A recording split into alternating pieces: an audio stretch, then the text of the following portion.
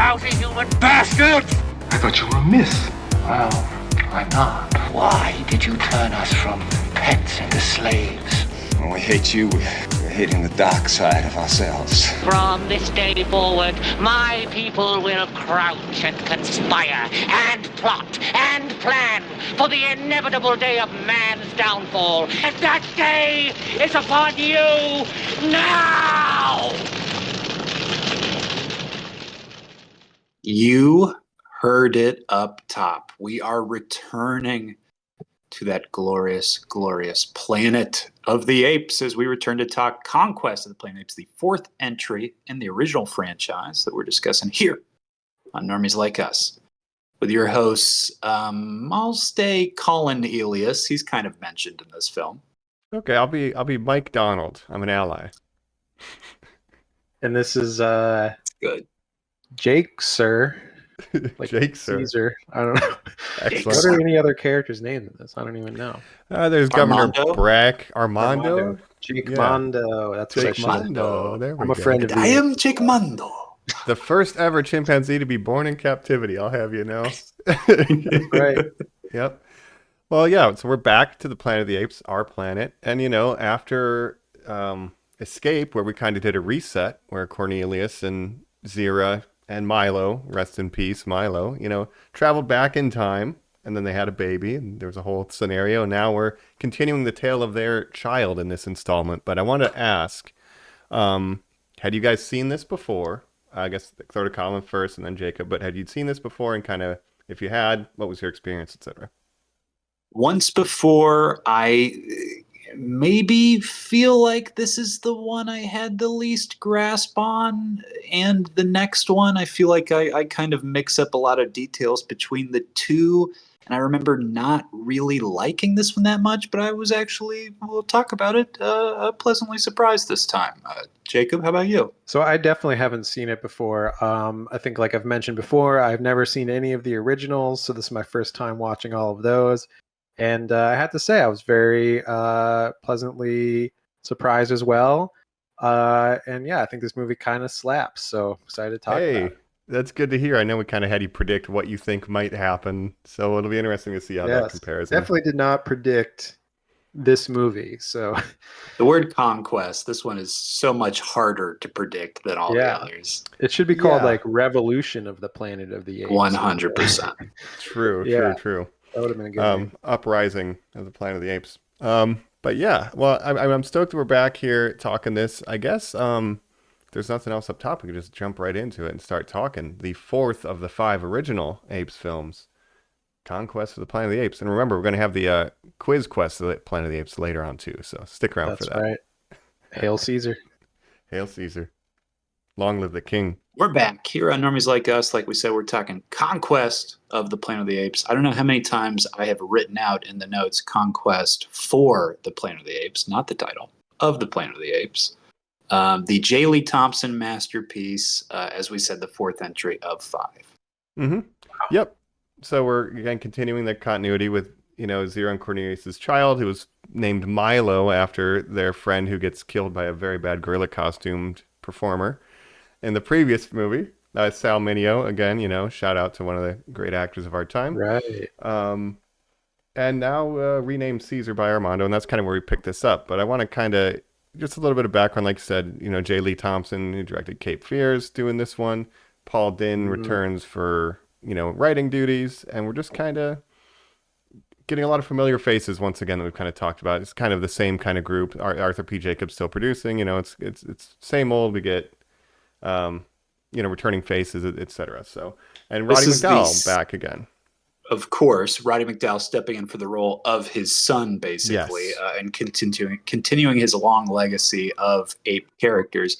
But important to point out, it's the second one of the sort of trilogy of a story that we're getting sculpted, right? So we're paying off stuff from the last film. We're setting up stuff that, believe it or not, characters that appeared in this will recur in the next movie, including some human characters.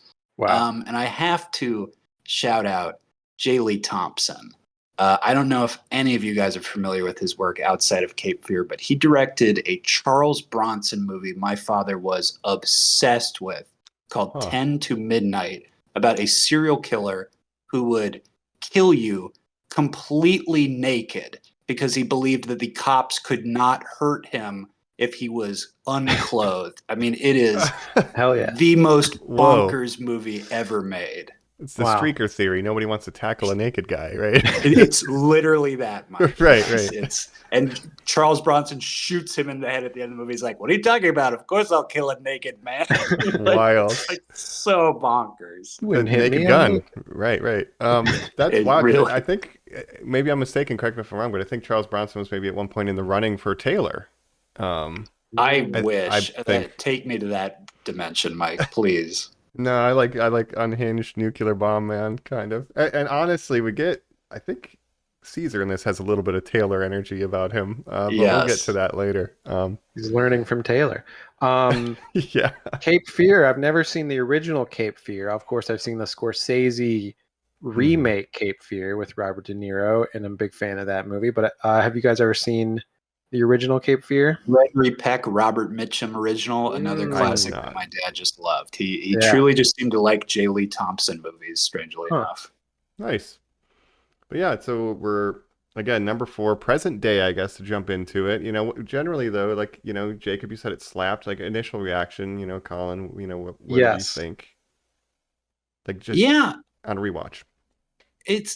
I was really taken by the night photography in this film. I mean, we should say it's a recurring thing. We're on our 4th Ape movie. We've talked about with each one high returns, diminishing cost. They keep putting forward these smaller and smaller budgets. And I mean, truly this one, it costs like $1 million. They're paying it they're doing it for pennies. And Lower I thought it budget. looked great. But yeah, they're using the budget well, I think, for what they're getting. Because I mean, I think the framing and the cinematography was really good. Obviously, they didn't have the budget of some of the early ones, but the ape costumes still look good. Like they don't look noticeably worse than the previous ones. So They know to foreground the ones that look better. A lot of Yeah. the extras in the background, I'm like, huh. And I'll also point out, it seems like there's a lot of diversity lost of the type of apes. We get one orangutan. I had to read in the Wikipedia that one that gets hurt is a gorilla.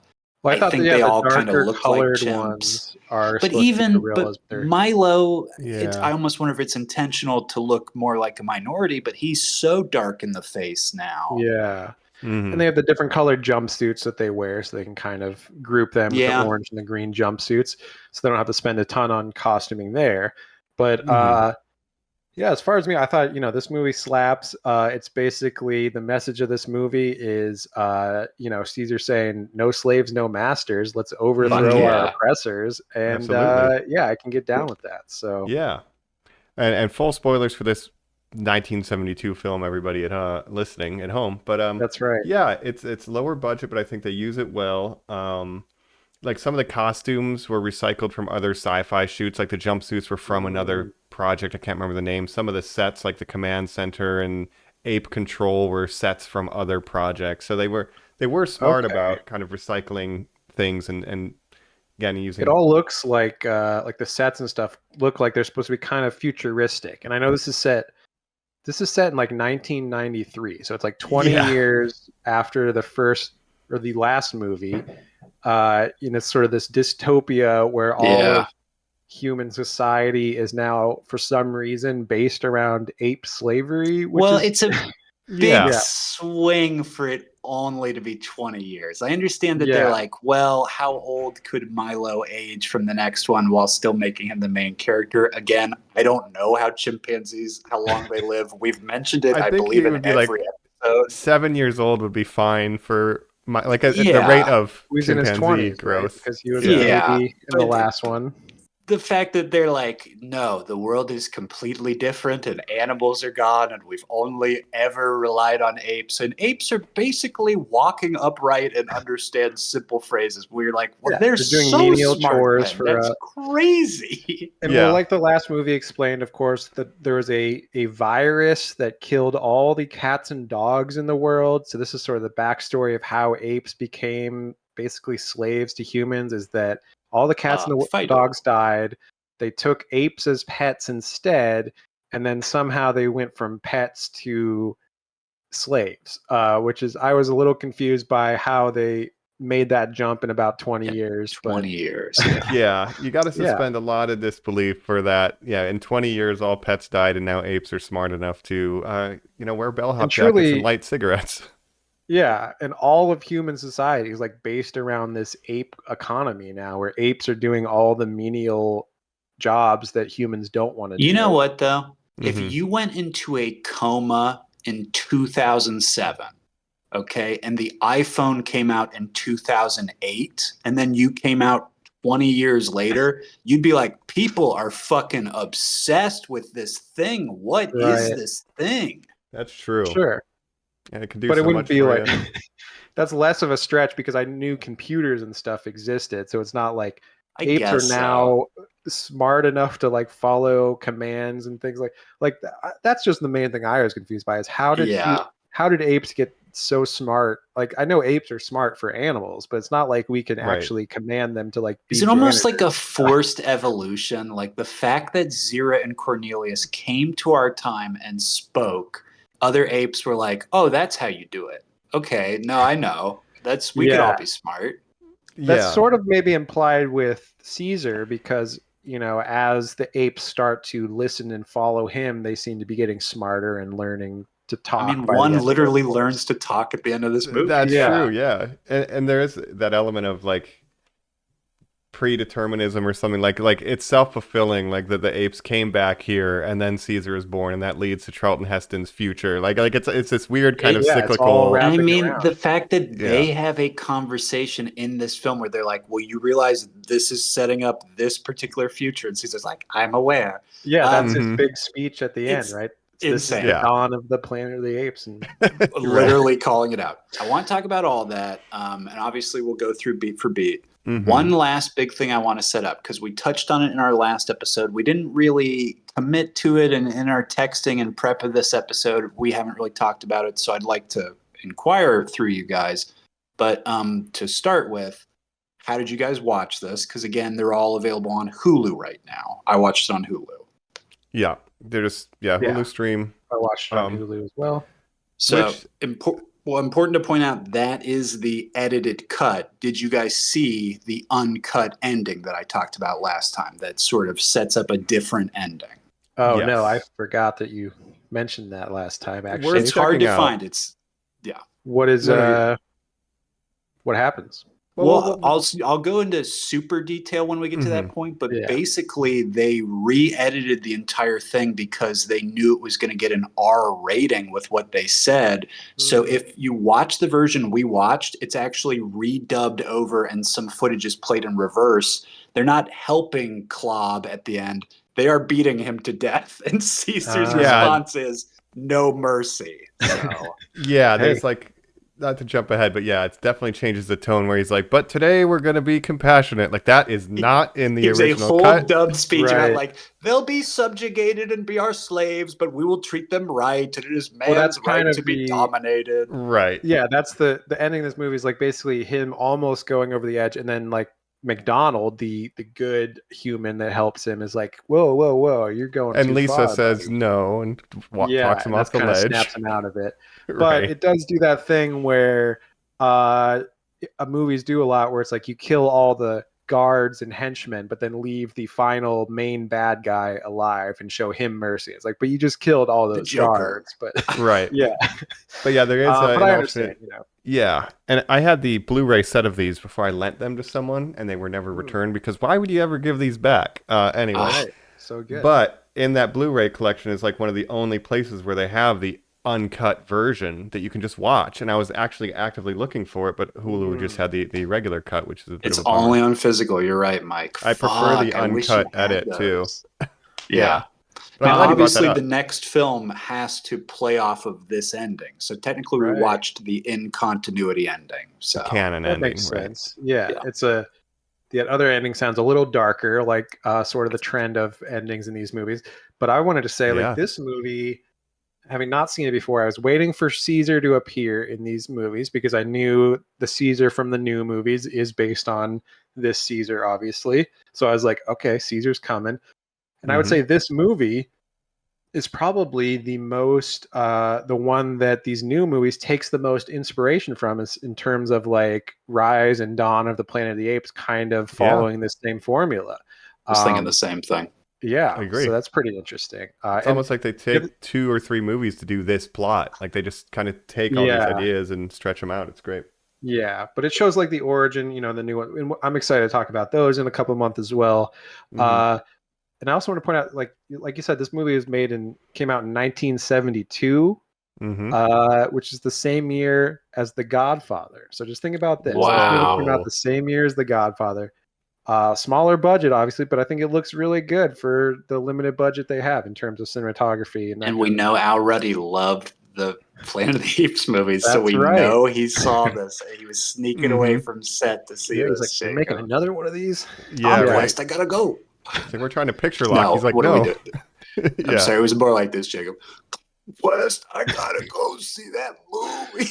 Right, but it just kind of does blow my mind that like 1972, like this movie feels so much more recent or modern than It's a movie so coming out in that political. era. Yeah, it's so political. It's so like revolutionary Woke. in terms of what it's. Yeah, it's like it's quote, still unquote. relevant today. I mean, you can see, obviously there's been lots of protests for various things over the last couple of years that are very similar in imagery to some stuff in this movie.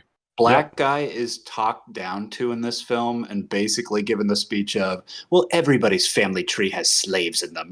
Like this, we can't give them sympathy. And he's sort of like, okay, yeah, I guess. And like all the humans, like all yeah. the bad humans in their like guard uniforms are very like Nazi coded with their hats. And, Yes, like, all the weird future fashion is very cool in this movie, dude. Future fascism almost, yeah. It's like, what is this, the Empire from Star Wars or something? No, and it is not subtle. Like, it is overt that it's dealing with this, again, the 70s, the civil rights issues of that time, but a lot of that's still relevant today, but like, yeah, it is hitting you directly on the head with what it's trying to do with like a police state and brutality and slavery, and the apes are just an analog for that. But absolutely. And it's saying it's like the overall theme of this is that like violent revolution against your oppressors is morally a good thing. Like that's basically what it's saying. And like it's pretty crazy that like that's the theme of this movie. I was thinking a lot of you pointing out that X-Men 97 MLK speech, Jacob, the B speech, when it's McDonald and Caesar kind of being like, but you know what this will lead to. And he's like, yes, but it has to be revolution because we have to be free. And I was like, oh my God, like he's asking him to like be quiet with it. And it's like, you can't, like, that's not what revolution's about, baby. You got to be free. Yeah. The revolution will not and be televised. He really is becoming a Magneto at the end, where he's like, "This is the start of the Planet of the Apes, and we will be the masters, and the humans will be the servants." And McDonald's like, "Whoa, whoa, whoa, whoa!" But Caesar, you've heard of ACAB? Caesar's saying Ahab, all humans are bastards, and like I said, no slaves, no masters. So that's right. I'm rocking with Caesar. He's my guy. So yeah. And I feel like there's a lot of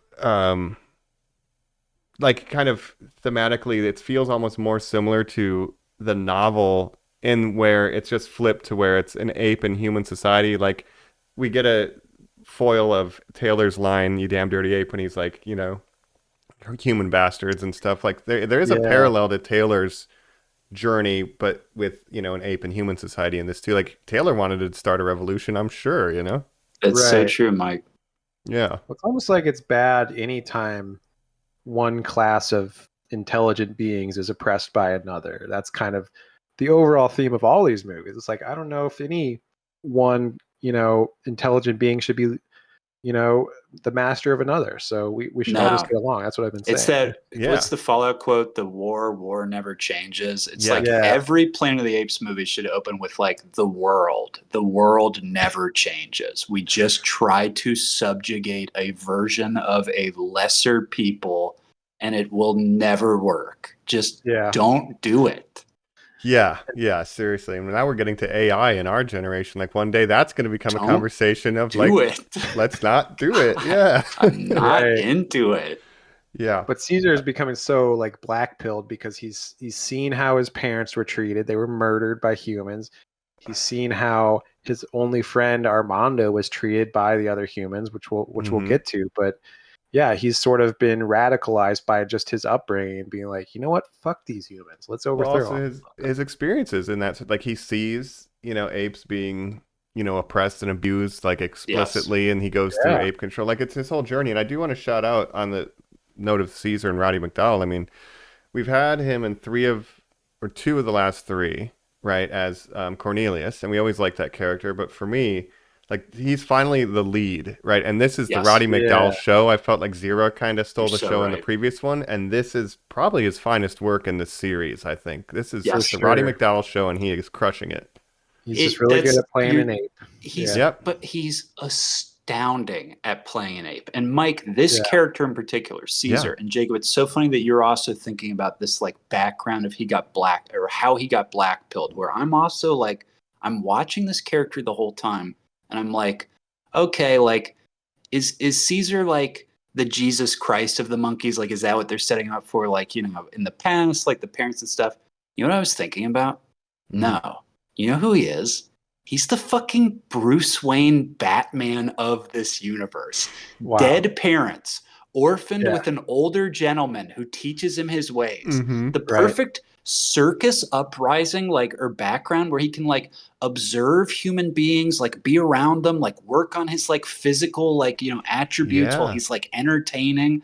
And then like how smart he is, like the multiple times that he quote unquote plays dumb and acts in this movie, like when he's like purposely messing up like the drink so that he can like spy on people better, or when McDonald turns off the electricity and he keeps pretending to be shocked so that he can like get the up on them. Pretends to be I was dead. like, Caesar is fucking cool. He's so cool this whole movie. Yeah. And his circus background informs his performative. Like I never think about that. Like he's able to sell because he's an entertainer.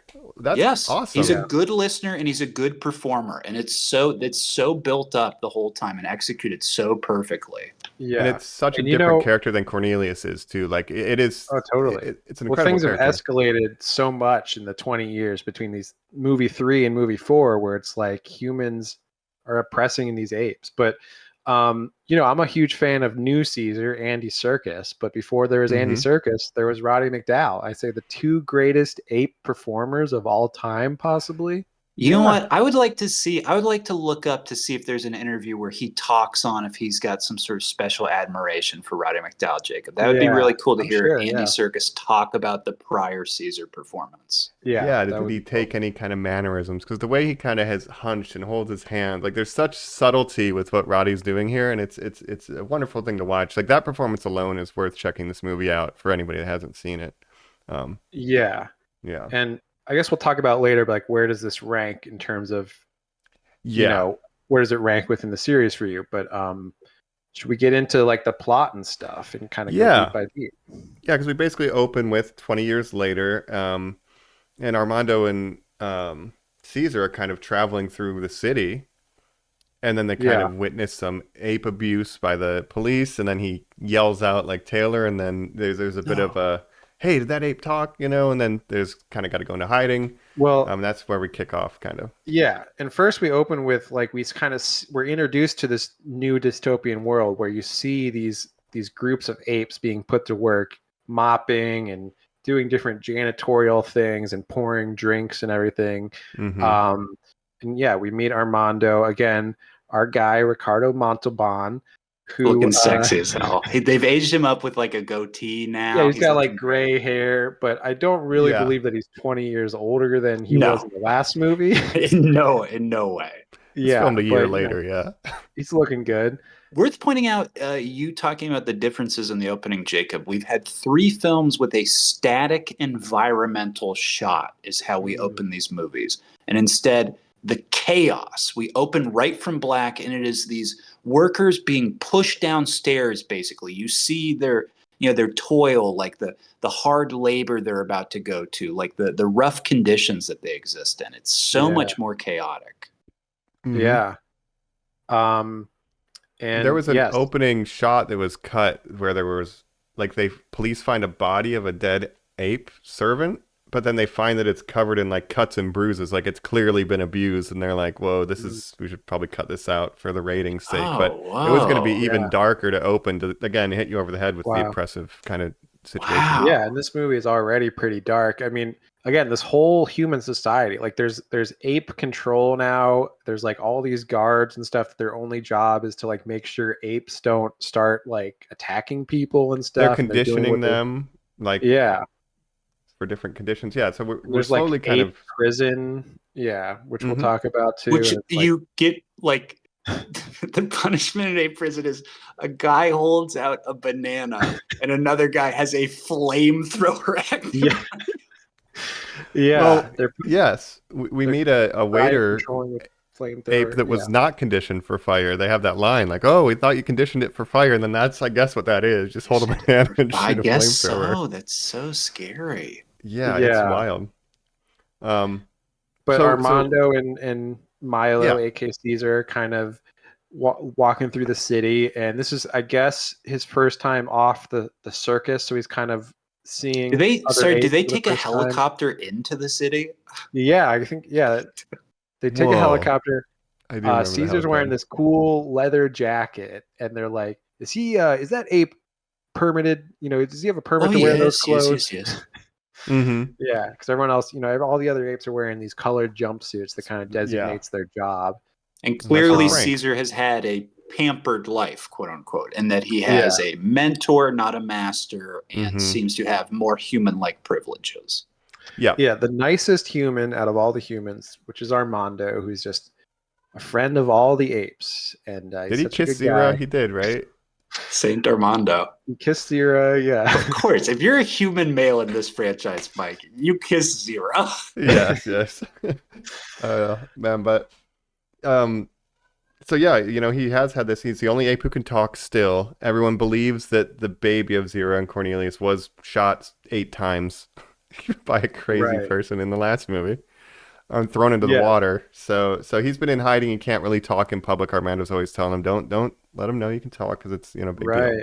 But that's the inciting incident, is that they like you said, they witnessed some police brutality basically, and Caesar can't help but say like, "Oh, you fucking human bastards," and then they're like, "Who said that? Who said that?" And Armando's like, "Oh, I said that. Of course, I said that."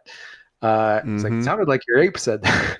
No, I said you inhuman bastards. Yeah, he's trying to sell it. Yeah. So basically, they take him captive to like question him, and then he tells Caesar like, okay, to blend in, you're gonna want to like basically go to ape prison to like blend in with the other apes. Pretend you're just a wild ape. And then meanwhile, Armando, I know that Mike just like called it out that like they're aware that one baby was shot a zillion times a year ago, but like the way that they put together now of like, we heard someone maybe heard an ape talk, and it's been 20 years since that baby that we all know was shot up and thrown in the ocean, but do you think perchance maybe it was swapped out in a mysterious last minute sort of mission? And you're like, wow, they are dead on. They're pretty good. Yeah, they're really trying to find this talking ape. And they even have like interrogation machines that'll be like, are you telling the truth? We have this machine that'll no more, please. Like shine a light on you. What are they doing to Armando? Yeah. Yep. And he's trying to sell it, he was my chimpanzee was born 1 month before the I have the birth certificate. Right. I was born in the USA. Where's the birth certificate? So then Caesar's going into hiding amongst the other apes, and that's kind of how we get to see the slow reveal of just how like terrible like ape control is, and the conditioning and the conditions of the apes in this society, what they go through. So basically, he goes to ape prison, and we see his POV as he sees all the different things that's going on. They they're torturing apes. They're like forcing them to like have sex with female apes to like impregnate them at one point. Oh yeah. Like, here's a female ape. Now you know what to do. Dude, he walks in. That female like Jacob, she's basically doing the Jessica Rabbit pose. She's like hunched over. He walks in. He Like, does ooh, big okay. eyebrows. He doesn't turn directly to the camera, kind of giving a my life sort of look. And then he goes in, and I'm like, all right, Caesar, good for Again, you, buddy. he's giving a little bit of Taylor energy in this. Yes. He's like, He's oh, like, yes. well, I guess I female. got a mate with this female. Hey, She doesn't speak either, but what can you do? Yeah, Right. very Taylor. But that's Natalie Trundy again, or another. yes, returning. act. She was the female doctor in the last film. I Correct. didn't It's her realize first this. time as She an was. ape. She's dating the producer, which makes Oh. sense. Yeah, of I why think I she's said that in the sticking last around. one. Yeah. That's right. Albert P. Jacobs, right? So Arthur that's P. why Jacobs, she's in yeah. so many of these. Because she's in like all of them, I think. But I don't think she's good yeah. as the ape. They just make her look like a cartoon pretty girl ape. It's very silly. Like a yeah, Lola I thought she Bunny kind of looked like situation. Zira too. So it's like, you're into this ape that looks like your mom, I guess. But It's Oedipus. Oedipus, Apopus. Oedipus Yeah. Caesar. Yeah. but there's this like montage. There's this funny montage where he's like washing his hands and stuff in the prison, and so there's elements of comedy, even though it is a very like dark and very Yeah, and politically he is heavy. having a hard time because he's too smart and too self-aware that he Yeah. cannot act like a normal ape. Yes. He Right. feels like it's beneath him too. You could tell there's a pride there where he's like, "This is bullshit." Like the way he kind of presses with one finger on the faucet handle, like, Yeah, "Fuck you!" Like I'm it's subtle civilized. work, but it's so good. Yeah, He probably takes real showers, like in Armando's like actual. Sure. He probably like uses the toilet, flushes, like reads a newspaper. Like he's just a normal dude. Think if I Yeah. went to go live with the gorillas in the zoo right now, how insane I would look. And I'm But he is loving kind that of- sequence. yeah, and he's mirroring Taylor in the first movie when he's being like held captive in a zoo. Thrown with the basically. feral humans, like, what the fuck do I do with these assholes, right? Like he goes with the other chimps, gives them a banana, which is kind of like the new movies Yeah, when he Caesar splits gives up everybody the cookies. banana, gives a little piece to each one. He's like, "See, we can share. We can all get along." Leave me alone. Yeah. Why cookie Caesar? But there is that they're kind of like being aggressive towards him, similar to how Rocket was with Caesar. We'll get there, but it's like once we get to those movies, it's fun. It's pretty wild how much this is definitely a big influence on them. Oh, Yeah, for sure. And when he's saying goodbye to Armando, I was like getting a little emotional when they're like hugging, and I was like, "Oh man, Armando, he's just such a nice guy. He loves Caesar. He loves these chimps." And certainly, Jacob, we've been having you do predictions and stuff. You watch this last movie, you know what a big actor Khan is, and just, that he's a star. Certainly, he comes to this movie. You obviously assumed that his end would be he jumps out of a window. Yeah, he jumps out of a window to avoid giving up Caesar, basically. He's like, "I'd rather kill myself than give up my best friend Caesar." And I was like, My "Damn, man, baby. you're a real one, Armando." Self-defenestration. Wow. Yeah. And then when Caesar finds out that Armando's dead, like I was also Yeah. emotional then. I was like, Yes. he took his only friend away. Like he should burn it all down. Like, come on. That's a Yes. huge turning point for his character too. And when he Yeah. finds that out, and then he sees the flyer that they put up in the hair salon, and he's crying over Armando. he's Like, crying. it's crazy affecting. It's fucked up, dude. Yeah. But to get that with all the that? ape makeup on, like Roddy McDowell, I can't understate what he's doing And here. it's Yeah. and Mike, that is so excuse me.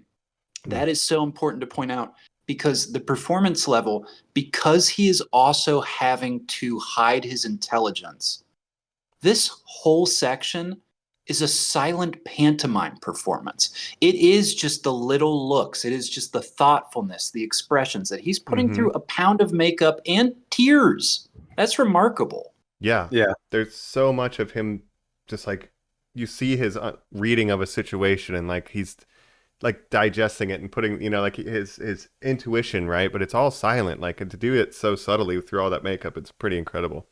Yeah. Is Armando the James Franco of these original movies? I think he is, because he's think he is. he's kind of the guy that raises Caesar, and Caesar loves him. He's like, "Okay, you human, you're all right. The rest of you kind of not." But James so Franco's also the Yeah. cause of all of it, so I almost want to say Yeah. McDonald's the Caesar, because he's technically kind of the cause of the revolution at the end. Yeah, he Hmm. helps him escape and stuff. But James Franco, he's just trying to cure Alzheimer's. Just That's trying to pretty. cure that Alzheimer's, dog. Right. Oh, I can't wait to get to that one. Armando's just trying to educate the masses. I have double Alzheimer's now. No, I can't wait. he's Right. trying to Yes. give some to Biden. Oh, jeez. Hey, man. Talk about They gave me political. the mean monkey spray, and I'm feeling a lot better now, man. Let We used to have cats and dogs, Jack. It's all right, Joe. Why Why ice cream, Joe? Let's just put you to bed. Well, some of our cats and dogs. We brought the apes inside. You got. What does he say about alley cats, Jacob? Wait, what is it? You got the morals of an alley cat, Morals. man. You got the morals of an orangutan, Dr. Zayas. Man, Dr. Zayas. Look, Man, Right. Dr. Zayas, what are you over there doing, Jack? Oh, Oh, man. man. But so he works his way through all of the kind of ape processing and the conditioning because he's like smart. He knows like, oh, if I do this correctly, I won't get tortured as much. So he's able to kind of breeze through it and to be like, oh, this is a really fucking good ape. To where he goes to the ape auction block, not very subtle. And eventually he becomes the property of the Governor Breck, who's kind of our antagonist for this whole thing. Ape auction block. But Crazy, yes, right? Mike, and that's so true that by increasing his value, he knows he will end up in a high position with people that, again, he could potentially spy on, get information on. Again, I'm not sure that the film does a great job of laying the seeds that revolution is necessarily what's on his mind right now. Obviously, with that first scene of him just being mad at how they're treated and hating humans, sure. But I do wish there was more stuff. I don't know how you would do it subtly in 1972 that like he has like a book on Che Guevara, like, you know what I mean? Like, yeah, it's like Right. I don't know how to plant that, but I would like if there was more like hinting at where his mind is going. Yeah. I believe, I think again, he like, sees the conditions that the apes are kind of being held under and stuff, and he's kind of internalizing all that. And then Yeah, and he is apes are choosing starting to help follow them. him. Yeah. We get those scenes of like where they're collecting weapons and stuff, where they're all bringing different like knives and things to him. It's like, oh damn, Right. they're getting ready to the fight third back. act does accelerate pretty quickly, like the build up, but it is Yeah. like he sees the conditions once he goes through ape processing. Like it's not quite explicit. There could be maybe more in the text, but then it really is once Armando dies and he finds out, that's when he's like, fuck it. It's like time. Yeah. it's time. Yeah. Because there is a line, obviously the titular Planet of the Apes at the end, but there is a line about how there are other apes in other countries finally. I forget which one they say. They say like the Portugal apes or something at one point, remember? But I would have loved, even if there was a scene with him coming to some understanding of how am I going to inspire the whole world to do this at one time? Like we need to, because otherwise it's like, I don't know, why don't they just bomb this fucking city and just be like, oh, the apes are going crazy? Like who fucking cares? Like blow the apes up. They do address that a of- little bit in the speech at the end, which we get there. But they're like, with what? Yeah. Kerosene and knives against gun? Like, what are you going to do? And he kind of addresses that a little bit. But I agree. It's like inspiring an uprising, and then word will get out, and word will spread across the globe, basically. And again, I guess that's what the battle's all for and heading to. This is the conquest. Yeah, he's like talks about if this worm thing can communicate over 80 miles, what about an ape? And they're already doing revolution right now. He's basically saying it's like, okay, right. I guess it's so. like I guess he's gonna teach them all to speak, basically, where we have the one his female mate speaks Lisa. at the end. Lisa, that's right. Well, he's definitely going to be like, I rode horses at the circus. Horses rule. Let me tell you about that. We need to be riding horses. Heck yeah. They're like, okay. I guess that's how we'll beat tanks. Right? Jeez, oh man. We'll have to wait another movie to see any of that kind of action. Yeah. Again, the original explanation of men, what Taylor gets in that first one where he's like, we all nuked each other and then the apes rose up. And then what we get in the new ones of, we all got sick and our brains got small. That makes a lot more sense than, one ape that could talk convinced all the other apes that could kind of understand what he was saying, that we all need to go. It's like, Yeah. I will say, compared to the new franchise, I think the new franchise does a better and they have the forethought of just figuring this all out while they were making like the first movie, like where it's gonna go, but they were planning a franchise. Whereas this, it's kind of like each movie they're like, okay, and if we're it gonna makes money, think we'll of do more it again. backstory. Yeah. But this one's like, but the new ones, like, I think they do a better job of explaining the backstory, making sense. And obviously, it started as this Alzheimer's cure that James Franco was trying to make. Turns into this virus that wipes out large parts of humanity. The apes get smarter and they gradually take over, and we see that through those first 3 movies of the new ones. Right. And we see the the human resistance against that and stuff too. So I think that they learned from these original movies and sort of improved that. This I just keep picturing like one group of humans on a submarine still would be like, what do you mean there's fucking apes taking over up there? Launch all the missiles. What are you talking about? You're going to destroy a whole city with people in it just to take out all the apes? Well, zombie movies would say yes. Yeah. Well, that's an extreme measure, though. Right. But if it's the future of all mankind, which people seemed very concerned about in the president's cabinet in the previous movie from 2 apes, it was a big deal. Well, that's what they're concerned about in this movie, that one ape knows how to talk, and that's bad for humanity, basically. Right.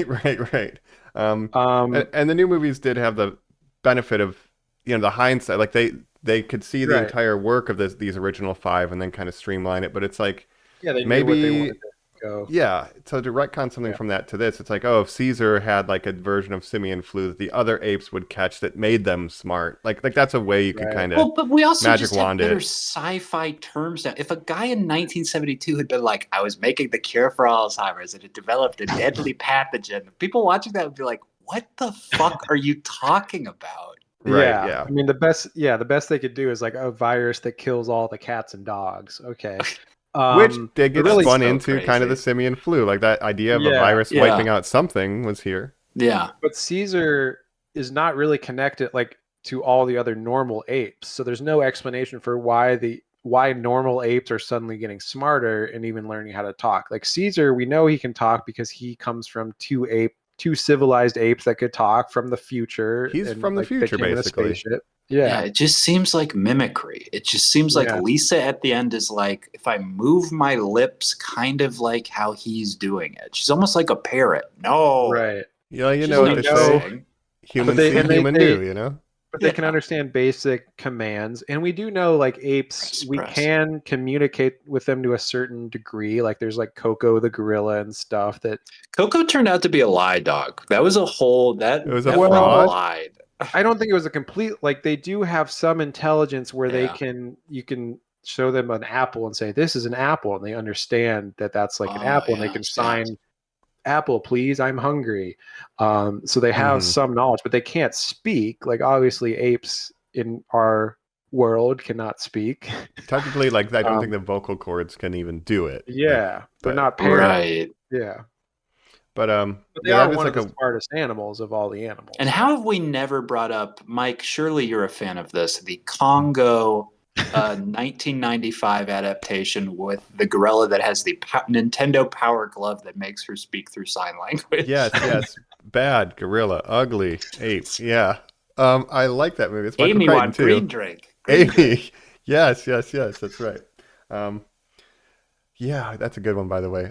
Michael Crichton, shout out. That'll be that's our special bonus episode is Congo. Sure. Love to see it. Bruce Campbell. Bruce Campbell, one of the worst movies ever made. Oh, yeah. But, truly boring. I never read the book, but, Caesar, however, reads a book. He gets to name himself once he does ascend, I guess, he gets purchased by the governor. This auction.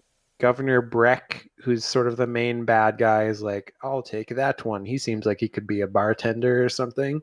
Yeah. And then he's like, I'll let you pick your own name out of the Bible.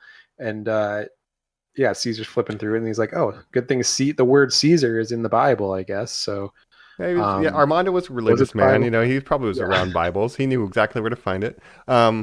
I thought this scene was interesting because he's like, this is like a tradition from my grandmother. We let the apes pick their own name, and it was giving me like Tech Knight vibes from and both wearing black turtlenecks. I'm like, whoa, dude, this is 100% dog. Well, again, there's a lot of obvious social commentary compared to real American slavery, the history of America. and even obviously making McDonald the black character who's sympathetic to Caesar's cause. And I noticed there's a lot of where they would have black actors play like the guards and stuff, and I wonder if that was some sort of commentary on like they're having to even oppress these apes now, and they're obviously the descendants of slaves and stuff. So yeah, it's pretty interesting stuff going The on. attendants. I mean, is it McDonald, or is it just another black man who shows Caesar sort of like how to be the bartender in the room? You're right. I mean, it's still there is still the levels of service and status. Yeah, because he's like the right hand man sort of to disagreeing with Breck, and Breck's like, you don't understand. Like we have to, we have to teach these, we have to put these apes in their place and stuff. He's like, well, we can do it like in a nice way and stuff. No. No, I'm an asshole. I'm the villain of this movie, Conquest of the Planet of the Apes. Don't you know that? Right. But this stuff is all great too, because we're in the governor's office and you just see again, he's playing stupid. Like, I don't know how to pour a drink. And like, he's just listening, like he's gathering so much information, and like, I think I assume just trying to figure out where Armando is at this point, hoping to be like, where are they holding him? Right. But unfortunately, he doesn't ever find him. Again, it's so hard because there's no dialogue from Caesar, so you just don't get a lot of his just sort of like internal reasoning. But yes, Mike, even that I would take as the logic for this early part of the movie must be that it's not him thinking about revolution. It's just, how do I get out of this? How do I find my friend? That's how I need to get to him. We'll so he sort of fails at being a bartender. So they're like, you know what? Take him to the command center. He can work in the command center, which is sort of like the ape control, ape management is like this whole, again, industry where you have all these guards and stuff that are just there to make sure the apes don't start over, rioting or anything. And it's like a prison industrial complex where we beget free labor from our prisoners, right? It's exactly that. Yeah.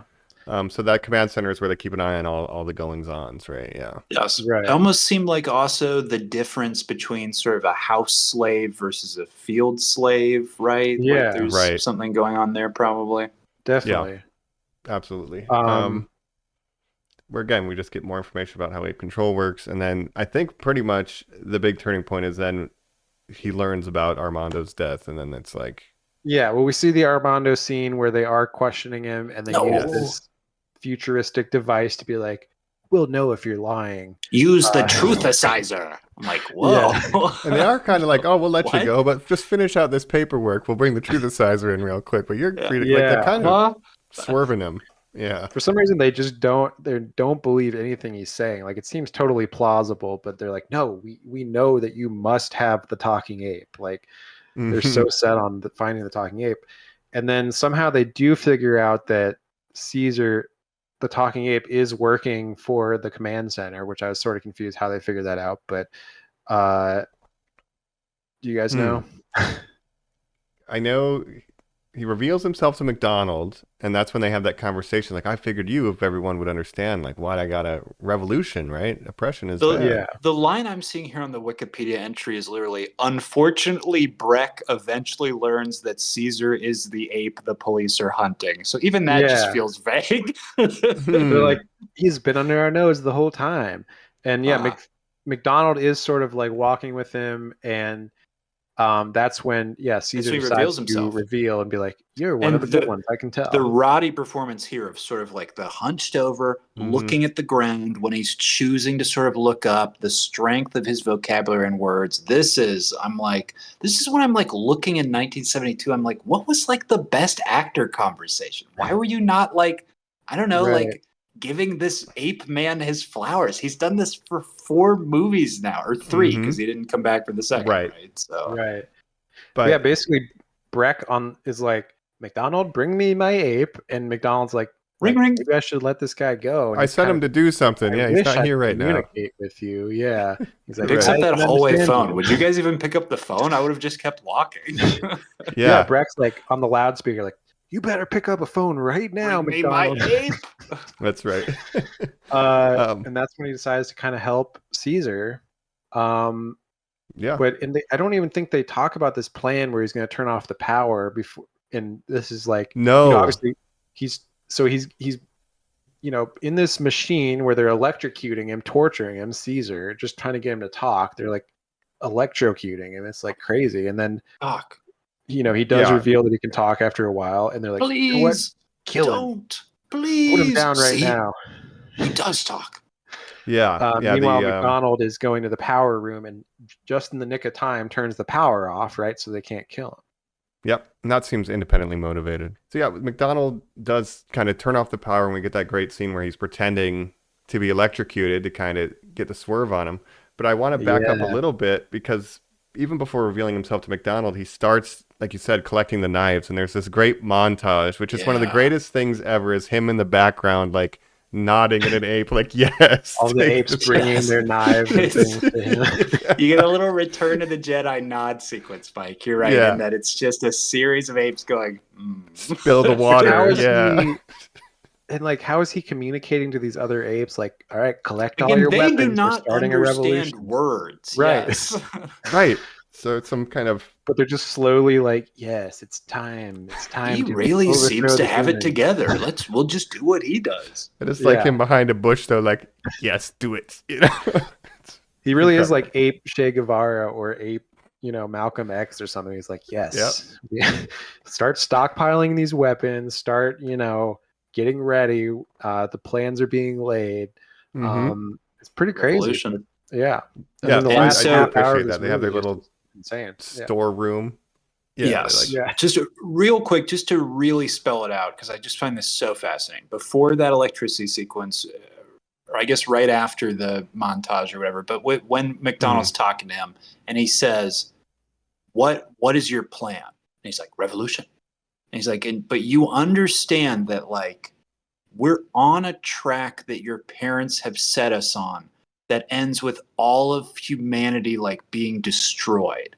And Caesar, like, gives an answer that's like, well, but it's like we have to go that way because no ape can live with, like, being subjugated or something like that. He gives but no, if one of us isn't free, none of us are free is basically his answer. Yeah. And again, the fact that he has the conscious awareness to be like, McDonald's saying to him, like, don't you understand we're in an alternate timeline is basically what he's saying. And he's like, yes, no, I understand that, but we're going to do it right this time. And you're like, this is crazy. If this is society where, apes are being treated as slaves, then society is not worth saving. So it is time to overthrow it and build something better. It's pretty... Again, it's just very revolutionary for, like, coming out in 1972. Like you said, civil rights going on through the late 60s and early 70s, all kinds of crazy shit. The Vietnam War, people are protesting. Like, things are going on in a real way. And it's like... I have to assume the next movie will be super Vietnam imagery heavy. Right. Yeah, there's, like, Battle the of explicit... the Apes. Exactly, yeah. I'm looking forward to that. There's explicit... A line from Caesar where he's like, I will use the only means that remain, like, that I have available, which is revolution. He's like, it's the only thing I can do is overthrow with violence, right? So So they do eventually capture him, and then it's the electricity, then the ape escape. And when they torture him, it's really crazy because they're trying to get him to speak, right? So they're just shocking the shit out of him. Eventually, he's like, "Please have mercy." And it's like, they can't even realize, like, what they're doing to this ape is not right, and they're just like, that's our job. If you were kicking a squirrel saying talk, talk, talk, and it's finally spoken, said, I'm so sorry, please have mercy on me. Please stop kicking. And your first thought was, see, it talks, kill it. Instead of like, oh my God, this thing is saying, like, such profound words of, like, sympathy. Right. Yeah, and this machine was established during Ape Control, the tour earlier. So, like, again, it's just, simple writing, but, like, we know kind of its function. And then they're like, all right, well, now that he talks, use the machine to kill him. And that's when McDonald sneaks away and gets the power turned off right in time. It's a suspenseful moment where he's looking for the right button that turns off the power to the electro machine. He finds it just in the nick of time when they're about to throw the switch. And then luckily, Caesar pretends to be killed. Luckily, they don't check for his pulse or that he's breathing or anything. It'd be very easy to check that he's not dead, but they're just like, yep, he's dead. All right. Yep. And then he breaks out. Pretty sure he knocks just the dude out at the he council. strangles the guy with like a wire or Oh, he something. does. Yeah, yeah, It's yeah. getting real now, dog. Ain't no survivors. Yeah. Oh man, Homelander. I was just doing my job. Well, you know what? Fuck you, buddy. Yeah. Fuck your Right. job. And then we get a bunch of scenes where it's literally like riot police versus these apes that are, gathering en masse and getting ready to like charge against these riot. And we have the last 30 minutes of this movie is just like the ape uprising where they're just. And so the way this is photographed, Jacob, I think it's really cool that you said the Star Wars thing earlier. I really got that imagery here. In the riot gear hands, shields, hands, gun. Yeah. They're the soldiers are transformed into faceless fascists. They are just like soldiers. You know what I mean? Just like it's just like a wave of enemies. Yeah. Yeah. We got to put down this uprising before it spreads, And there's like, announcements like stay in your homes. This is under control, like yeah, it's very Not let like your Breck ape is out. in the command center and he's like trying to give commands like everything is fine. Like, we're going to it's a small uprising. It's probably not a big deal. Like Small uprising of apes. This is insane. Yeah. All If of tomorrow all the dog shelters were like, it's fine, don't worry. dogs You are just saw uprising. streets, just like wild packs of dogs, like, yeah. They had like signs they were carrying. And even on the knives in their news, they're mouths. like, we believe it's being led by this intelligent ape who's of course, we all know the son of the two apes that came from that spaceship 20 years ago. That's right. Like, no, Breck we is killed like, that ape. That ape is dead. Yeah. Why did you say that? It's not supposed to be for the public. You're going to freak them You know out. what else I would have loved? I would have loved a scene. Here's what I think would have really, I know that he's already lost everything, Caesar, but you want to take it to the next level. He's working at this like government center and he has to find, or he cleans the room where they're fucking studying Zira and Cornelius's brains still. You know what I mean? Like their fucking remains, or Dr. Milo's still. Like they're still doing experiments on these aliens, what they consider them, That would have matched when Taylor finds his friends in the museum too. Like yes, dude, yes, and they're turned into comp. the living puppets or whatever. Yeah. Yep. Dang. Yeah, that would be, because this is dark, and it was again, it is. I mean, it is from so an R dark. rating. I don't need to put any more darkness on it. Yeah. Yeah. They did edit it down. Yeah, that would put us back into R territory for sure. We're at X. Right. Now, dog. Yeah. They're full on it's fighting gruesome. these riot police and stuff, like just killing people and stuff. They're piling bodies gotta do what of they gotta police do. on top of each other. Yeah. Like they're making a pile of dead policemen at one point. Fires are starting. They're using like Molotov cocktails and stuff. Caesar gets a So gun again, eventually. Yeah. How is he explaining what turning into tactics Taylor? that they He's need got to use? a gun with 100 rounds of ammunition. He's like, I know how to use this thing. Pretty handy. But with this. how is Caesar commanding all this? They're just following him now. They're like, this guy is like ape Jesus. We got. He just like him. points, and they know like that means like Yeah. flip that car. Yeah, right. Do. Yeah, again, there's a lot of suspension of disbelief Somehow, here. yeah, I don't know how he's organizing them. They're bringing all these knives and weapons and stuff. Like, how do they know to do that? Doesn't I got really explain stabbed like that. 8 times by a chimpanzee. Hey, Jeez. I probably deserved it. They're doing flanking maneuvers too. Like there's tactics happening. Yeah. So I don't know how that's going on, but There are. Yeah, it's like he taught them all this somehow, and they're retaining all this knowledge, but it's working. Like they're avoiding lines of fire. Like they're staying out of, Yeah, and the humans have, superior firepower, obviously, because they've all got all these guns and stuff. There's a scene where they're all lined up with the guns. This mob of apes is like slowly approaching. There's one ape to the side that with like a Molotov cocktail that starts a fire to like distract them. They all charge and stuff. Yeah, it's crazy. We even have in ape control when we're starting this. They kind of climb up the stairs and jump on the flamethrower guy when he's holding people at bay, and he catches on fire. Yeah. It's crazy. That's awesome, dude. Yeah. So Caesar is a dictator now. He has succeeded with his revolution. He calls, gets them to bring Breck over, and basically like signals like, execute. Mhm. Ready to bash this guy with Yeah, because they get all the guns and stuff from command center. So now all the apes are getting now guns they're and armed. everything. Yeah. Yeah. Yeah. And they storm the command center. Even the apes that are like working there as servants start being like, "Oh, shit's going down. Let's start fucking up these humans." Break our chains, Yep. brothers. Yeah. Absolutely. But yeah, they like kill everybody in there except like McDonald and Breck. They drag Breck out, and they're like, "All right, this is the leader." McDonald's like, please do not do this. Yeah. Caesar He's like, has to "Think say about what no. you're They're doing." gonna kill McDonald, and he's like, no, not him. So Caesar kind of he's one of the good ones. Yep, Yeah. yep. But yeah, McDonald's trying to talk him down, and he's in this full like it's time to overthrow all the humans mode. This is the highlight of the movie, is this speech, right? Yeah. Until like they dial it back, but when he's really going in here, I love this scene. It's incredible.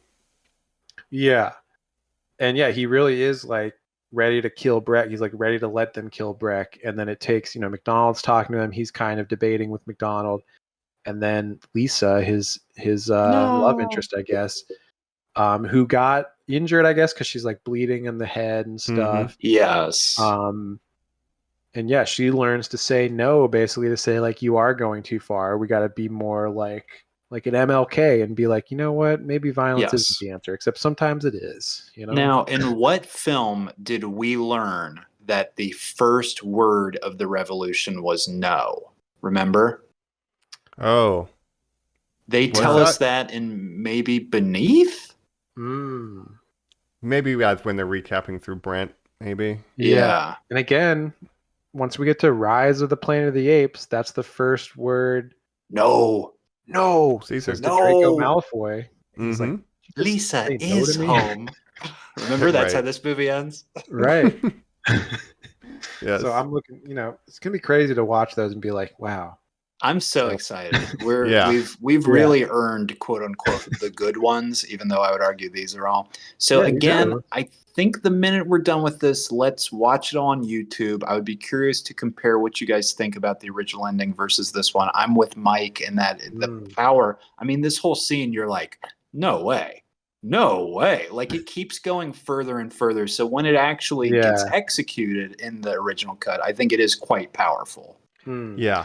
I guess the argument is like he was pushed, Yeah. You have the leader, he's in handcuffs, you have him in captivity. It's not like, I guess the argument is like, it's not the right thing to do to kill him now. Like you already have him, you've already. We who were not born human can afford to be humane is kind of how they do it in the theatrical cut. Yeah. But No, you said I Batman hang earlier, Mussolini. Colin. I do not keep our leaders, dog. Right, you gotta put people down need to be the punished, fashion. dog. Yeah. Right. No, and you said Batman earlier, you either die the hero or live long enough to see yourself become the villain. I think the unread ending, it's so much more affecting because it's like it becomes a tragedy. Like Caesar's story is a tragedy at that point. It's very Game of Thrones. I mean, you watch someone you love do the wrong thing where you're like, oh no. Right, like Daenerys Targaryen, the breaker of chains, and then she's like, you know what? Let's burn this whole city down. Yeah. Do you know that Caesar's middle name is Stormborn? Oh, jeez. Right. You'll never guess why. It's because he was born during a storm. Caesar Milo Stormborn Mondo. But yeah, I mean, it's like, you said Batman. Like, of course, Batman famously has a no-kill rule where he won't cross that line because that makes us as bad as them if we kill, and he won't kill the Joker, and that's been sort of the crux of many Batman stories where it's like Joker doing everything he can to be like, if Batman kills me, I win, and Batman never does, and except for some certain stories like the Dark Knight Returns and stuff like that where Batman does go too far, but it's a big thing throughout Batman history. It's like he's always edging that line and stuff. So yeah, Caesar's just like, fuck it, let's kill him. Hey baby, it's time. Yeah, that's why I really like that uncut version. And there's like some more violence, like a couple shots of like more blood and stuff that were moved, but that ending is really good. I'm fine with this one because I guess it's canon, but it is a weird tone shift when he's all fire and brimstone. And he's like, but we're not going to kill and we'll be nice. It feels, well, again, we get talked down by McDonald and Lisa, I guess. The actions are better in the original. Of course, the lines are better here. we have already won. They have seen the birth of the Planet of the Apes. That is a great payoff for a fourth film in the series. For you to finally be like, Yeah. "Fuck, we're there!" Yes. Mhm. It's all coming full circle. And I guess, not having seen Battle of the Planet of the Apes, Caesar is the lawgiver or whatever that We'll they- see. It's Okay. it- because it he's talking about he's might- like, yeah. we'll create a new society and a new religion and all this stuff. And like, maybe Caesar is the lawgiver and it's all coming full circle. Could be. Right. Which obviously in the new ones, when we get there, that was not the case. But we'll see what happens. Right. But I guess the keep going lawgiver forward. was like an orangutan in the first movie, or it's like statues of him and The stuff. statue is in orang- but that could have been Yeah. propaganda from the orangutans who run the That's religion. true. Who knows? Have I asked you guys? Would you prefer to be a chimp, orangutan, or gorilla in these movies? I think we did ask this, and I think I landed on chimp because I can be like a chill scientist. Yeah, I think that's Yeah. what we all said. They just seem Yeah. nice. I don't know. The other ones seem Orangutan- crazy. The orangutans all do seem to be like evil or like Yeah. suppressing science and stuff, at least in the first one. You don't want to be a Um, ginger. Jeez. No. But in A the new Giamatti. ones, I would want to be like an orangutan, like why no Cookie Rocket or Yeah, Paul Giamatti. Paul Yes. Giamatti. Or in Boy the new Rocco. one, there's that one orangutan character that I liked a lot. That was Yeah, like Rocco. following the teachings of Caesar and stuff. So Yeah. Yeah, they're Which pretty is chill weird if you want. because in real life, gorillas are the most peaceful of all of them. Chimpanzees are more violent in real life than Right. gorillas are. I didn't know I think that. just because gorillas are bigger Mischaracterization. and they're bigger and stronger looking, so they're like obviously we'll make them like the aggressive ones. Right. But really, but yeah, chimpanzees chimps are are- murderers. Yeah, they're very unpredictable. That's why people that keep them as pets kind of learn that the hard way sometimes because they can be fine 1 minute and then something will set them off and all of a sudden they're Yeah. ripping your face off, right? One minute, Real the martini is tricksters, yeah. perfect and dry. The next minute, it's a little. Yeah, too just watch shaken. the movie Nope, Oh, as that great movie tells us. Gorgeous Gordo. home. Gordo's home. Uh, Gordy's home, yeah. Yeah, leave I us do- alone, buddy. Yep. So it is. It's. We'll probably on final thoughts, rank them. But this is one of the ones that I remember. Like besides the original, keeping pretty high in my rank. Like I think it holds up really well. It's completely. Like tonally, it's like way different than anything we've seen up to this point. But maybe not. 'Cause Yeah. it has a bent. The ending kind of feels similar to Beneath, like where it's just this kind of heavy, bleak thing, Right. There's Well, like a it's big like, I mean, melee if you happening. compare it to the last movie, where it's like there's obviously social commentary in the last movie, but the last movie wasn't like advocating for revolution like this movie. Violent so it's really uprising. escalated. I mean, there Yeah. were scenes where they'd be like, "Did you drink your grape juice plus?" I mean, Oh, it was like yeah. a Plus, we I talked love about it. it's a silly, fun movie. This one, Yeah, it's like until the end when they're just murdered. yeah, until you watch those characters you love be gunned down. God, Yeah. Jeez, oh man. Yeah, But this true, one- man. The least bleak ending of all the movies so far, where it's like the apes kind of won in the end, so it's kind of a good ending. I mean, purposely manufactured, obviously changed from the much bleaker version. But I mean, it's interesting to say that the least bleak ending we have is the revolution succeeds, humanity is over. yeah, It's Yeah. like, well, at least the the planet's birth still of the there. Planet of the Apes. Yeah. Yeah. That's right. At least it It didn't also- blow up. Right. And after we finish the original, we have Tim Burton. And like this, it reminds me a lot of the ending of that one, which, no spoilers, but like it, a lot of concrete and nighttime, happening there. so. Right. Yeah, that's true though, Mike. The next two, boy, I don't remember having a good feeling about the next one. And then obviously the Tim Burton one. I have a Yeah. good feeling about the next one, but that might just be biased because I like all of these movies. But there's some Yeah. iconic lines in the next one that we'll get to. I won't say what they Okay. are, but there's some staples. I don't know if the whole movie holds up, but there's some iconic stuff. Right. And that's the conclusion of this whole 5-film saga. So I'm very interested to see how that goes. I mean, Yeah. you ask me every time like what I think is going to happen in the next one. Obviously, Battle for the Planet of the Apes. I think it's going to be about Caesar's movement of the apes taking over and like fighting against the humans. I think that's kind of But- what it's going to be. So, but imagery wise, how far are we going, Jacob? Are we getting a full Caesar is Patton rolling out a map going, okay, we need to Yeah. bomb here, here, here, while a gorilla smoking a pipe is like nodding?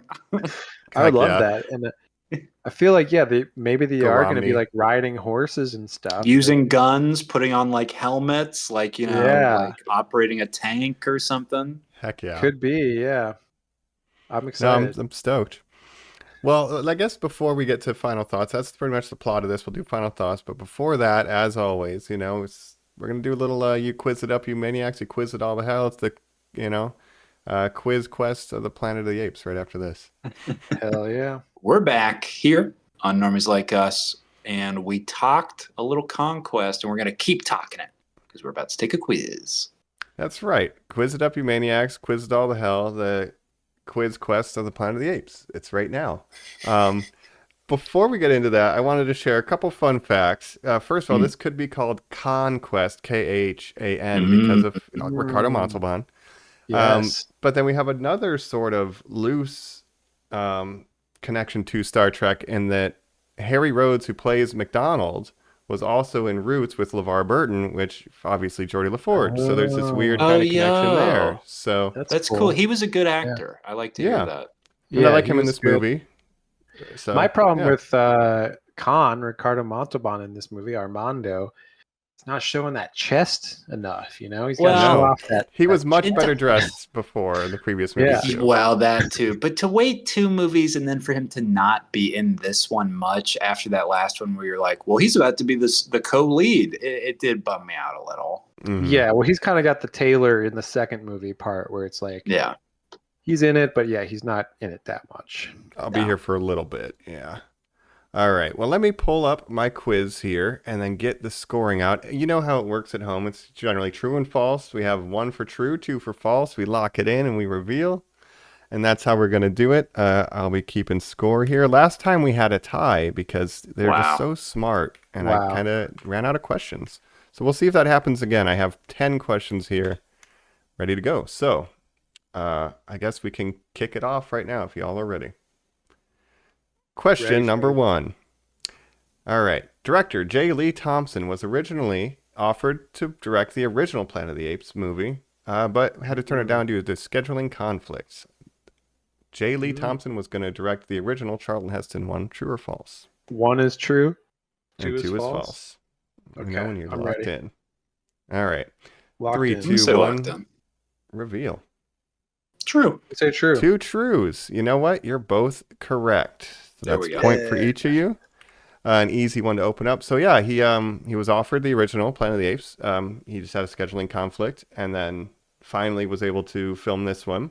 And he is also directing the next one. So we'll see if the quality Makes sense. holds. Does he Same really? director. Yep. Yeah. He's done a lot of schlock, but just the fact that he did Cape Fear, I was in my mind like I bet he was offered it. Yeah. Well, that's what Mm. that was my thought. Is like he's a known director who's like done other movies, so I'm like, yeah, he probably was. Mm-hmm. Yeah.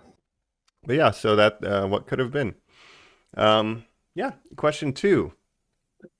The exteriors for Ape Management were filmed at the then 60-year-old campus of University of California, Long Beach. True or false? Ape Management.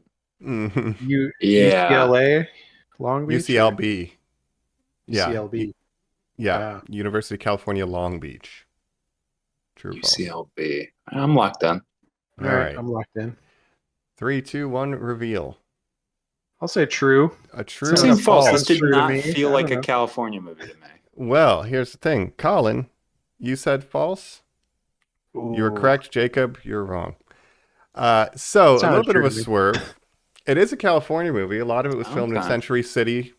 There was like the old Century City Bridge, which doesn't exist anymore. But the Really? Ape Management stuff was actually shot at UC Irvine, and it was 6 years old, and it was designed by futurist William Pereira. He's an I should have architect. known you're trying to trick me because UC Yeah, Irvine you know. I know of. UC Long Beach, I don't think I've ever heard of that. Is that I a think real I should have place? been CSU Long Beach. I got it incorrect in my writing. Sure. So anyway, still tricked you. But this guy, he was like a futurist. He also designed Pepperdine in Malibu, the LACMA, with all those light posts you see on Instagram. So he's done a LACMA, lot yep. of kind of famous LA stuff. Downtown. The Disneyland I don't know Hotel. what I thought. I mean, obviously the other one shot in California, but this one just did not feel like it to me. I feel the Century City vibes for sure. Yeah. But yeah, just the this would be architecture and stuff. It's interesting. to say that. Pepperdine, I've not been to Pepperdine, but I've driven past Pepperdine Yep. and seen it. It's yeah, Malibu's a But- nice place. Yeah. It's I think rated one of the most beautiful campuses in the world, Oh, sure. Pepperdine. How But could it not be? they Yeah. because he's a futurist, they were like, oh, this looks like 1993. You know, and Right. that's kind of why they filmed Yeah. over there. But Reminded me a lot of like Escape from New York, which is a movie I rewatched Yeah. recently Huh. with the command center and stuff. Just like I don't know, just a lot of it reminded me of that. I think that's Mexico City. Either that or Total Recall is Jacob. But the retro Mm. futurism, that's what I feel on that too. Yeah. Yeah. Nice. Yeah. Well, so UC Irvine, shout out. There's a bunch of movies that have been filmed in UC Irvine actually, but yeah. Sure. Let's bring up number 3. All right. Despite the social themes and important messaging, this film has the lowest Rotten Tomatoes scores of an audience of any of the original 5 Ape films. The lowest audience score of the original 5. True or false? Oh boy. I'm locked in. I mean, it is All right. diminishing returns. Yeah, I'm locked in. Okay. Reveal? True. True and saying a false. Well, the split went Jacob's way this time. Ah. I think the 5th movie is probably lower rated, or the 2nd movie. Okay. So as of now, it's the 3rd lowest, directly in the middle, basically. And I have lost the list, but Because the 5th and 2nd movies are rated lower. Yeah, it's probably 1, 3, Tim Burton. and this one. And Tim Burton, the 6th original Ape film. But so it's right in the middle. So we'll see. I got another one for you. Number 4. It's a tie right now. 1, Wow. 2. Yeah, because you both got one and then swung. All right, number 4. This is the only original Planet of the Apes film to not be rated G. True or false? The only one not rated G. True or false? Charlton Heston shooting apes is rated G. Shooting babies, nuclear bombs. Yeah. I don't know, man. Where do you draw the line? Yeah. That's interesting Okay. because if you think about, let's reveal Yeah. and then Let me know when you're locked in. I'm ready. Colin? I'm locked in. All right. Well, let me make sure I put the score down. Okay, we're good. Okay, and the answer, reveal. I'll say true. False. It is it is true.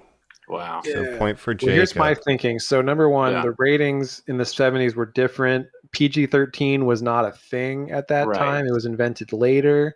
Mhm. Although I feel like some of those should have been at least PG, but who knows what they were thinking back then.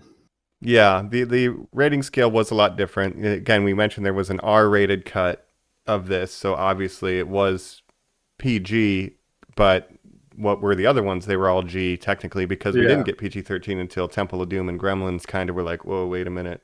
Right. So it would be a while. So the PG had a lot higher threshold. I think. I was back Chris in the day. Columbus. I'd be like, did you see that movie of that guy shooting those apes, that baby ape to death? Don't you tell me there's too much violence in my Gremlin movie. Yeah, for real. Oh man. Yeah. Yeah. Was Jaws involved? Like Jaws came out and people were like, that should be PG-13 too, or was that? I think it's around that era. Yeah. I think I think that Jaws whole was still- batch, those couple years, people were like, what is all this? Yeah. Right.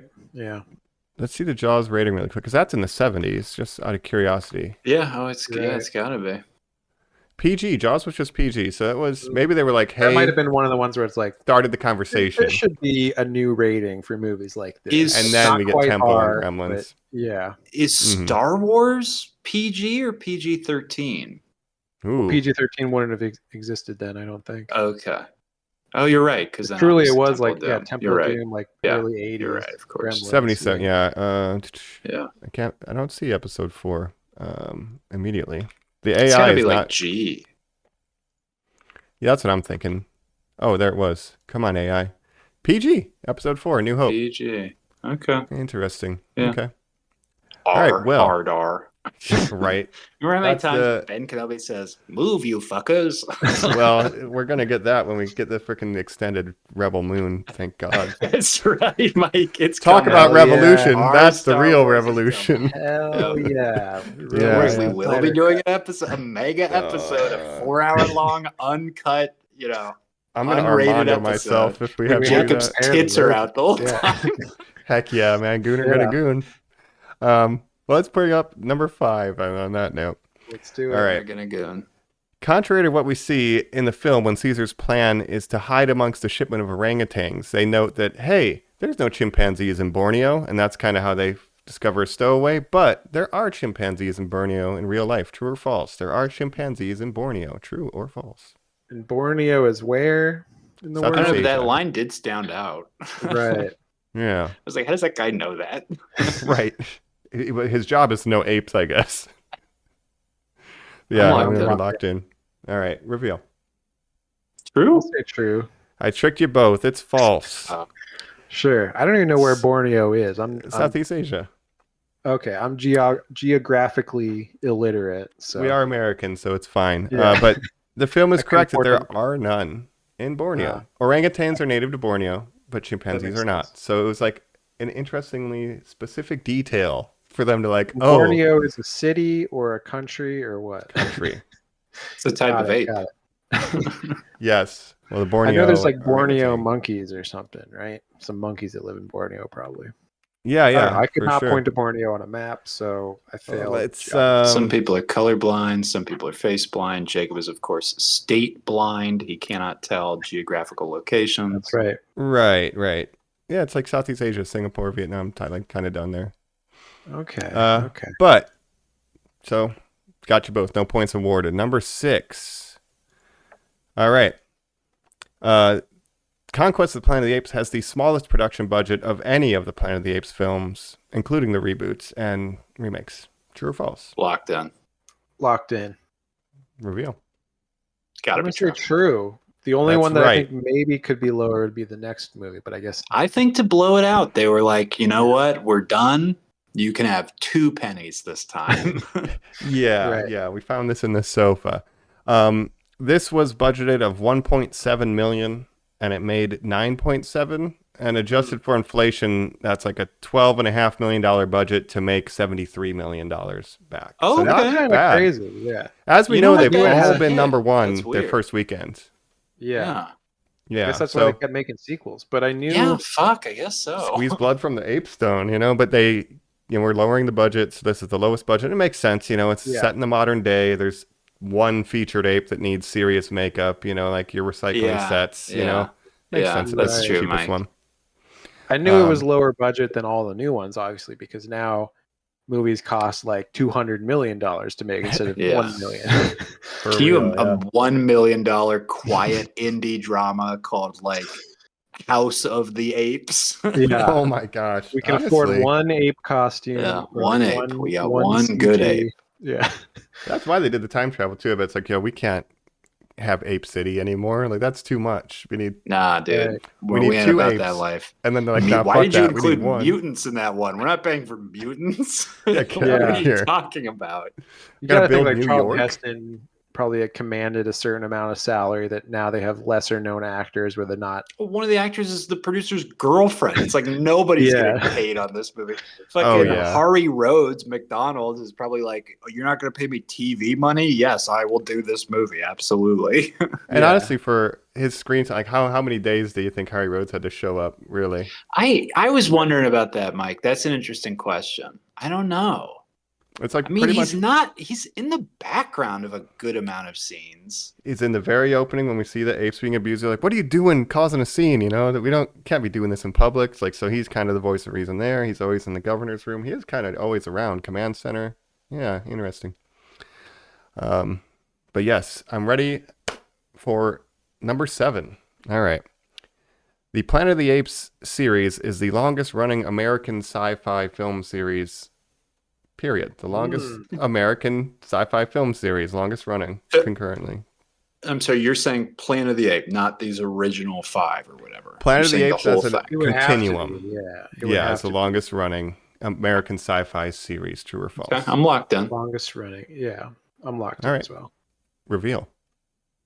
I'm gonna say True. true. True. You guys both get points. Oh, That thank is God. true. The only 1972 to competitor- 2024. Yeah, I mean, there's like a 30-year gap between Battle and the Tim Burton one, but technically it's still, continuously running. And the only Right. competitor I could think of was Star Trek, and I knew Star Oh. Trek, the first Star Trek movie came after all these movies. So I was I'm going to like, say Alien, Jacob. Right. Alien, but that's, the first one was 1985. So No, wait, was it? But there's been 7 of 79 those. for 80. Alien. 79, yeah. Yeah. Yeah. Yeah, but it's like, like what else? Star Trek the motion picture was like 78 or something. Yeah. So I guess if you Yep. count the TV show Star Trek, then you could argue. I mean, that's not a movie, but if you count the original series starting in the 60s all the way to Yeah. That'd be current interesting. day, Yeah. Yeah. That could But probably. again, that's not a movie, so it doesn't count. True. Yeah, for film series, correct. And so just for kind I of love it. scale I love sake, that we still make Ape movies. It fucking rules. it is like a wonderful thing. And I'm glad we get to explore these. And I guess Fucking rules. Yeah. the franchise as a whole has spent $567 million on production and made $2 billion as a Yo. lifetime franchise. So, Sure. not bad. Not a bad investment. You Wait, pick up some 500 frog's book. Yeah. Out of all the movies total is like 560 million. Yeah. Because wouldn't all the newer movies at least be like 150 million each or something? Yeah, so then that's like 400 million, but then these ones were And the like old ones are only like 10, 5, 5, 6 million. 3, and 1. 1.7. Yeah, Yeah. That's true. Yeah. Those Like don't the Tim add to Burton anything. one, who knows what that cost, but I bet that's like 20. Yeah, Yeah. probably somewhere in there. We'll find out in 2 months. find out. But yeah. All right, Oh I my got God. When Mike has to do a quiz where he's only allowed to speak in the Marky Mark voice, I'm so excited. All right, question number 4. Man. I don't even know his character's name. I'm an astronaut. It's probably Taylor. Taylor. I hope it's Taylor. Say hi to your Ape mother for me. It's Brent. Oh, they what? should- He's he- Brent? He doesn't get to My be favorite Taylor. You're character, Brent. What? Yeah, Yeah. Tim, All right. why? that's so good. I got I'm number ready. whatever. I misnumbered. Anyway, next question. Ricardo Montalban's Armando is the only character to carry over from the previous movie. The only character to carry over from the previous movie, not actor, but character, because obviously Roddy McDowell comes back. True or false? Well, okay. I'm locked in. All right, Locked in. reveal. False. False. Correct. You guys both get a point, and I'll explain The why apes once carry I. over. I mean, We see Caesar was a Zira. baby, right? Yeah. Yeah. That's Cornelius. you know what? Well, they're not in this one, but you're right. Technically, Caesar counts. But there's another human actor. Ricardo Montalban, obviously, as Armando, but then there's a guy, John Randolph, who returns as the commission chairman. I think he's on a screen like, oh, remember when those apes were doing the ape stuff 20 years Oh, ago? So okay. it's like a brief That's the role, same but character. Okay. yeah, he was like an advisor. Yeah, to I was the only president. thinking about Caesar as a baby, basically. No, you're right. That's a technicality, so you win either way. Yeah. All right. Next Milo. question.